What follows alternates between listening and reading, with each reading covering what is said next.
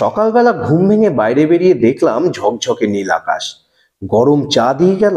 তারপর ব্রেকফাস্টে গরম নুডলস খেয়ে তৈরি হয়ে নিলাম রওনা হওয়ার উদ্দেশ্যে। জুলুকে অনেকগুলো সেনা ছাউনি দেখতে পাবে।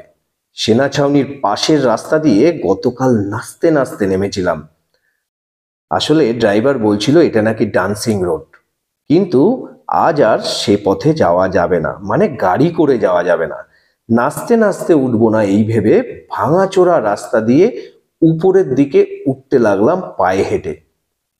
চলার পথে এন্থু জোগালো রেইনবো ফিশ। এই রেইনবো ফিশের চৌবাচ্চা বেশ কয়েকটি রয়েছে জুলুকে।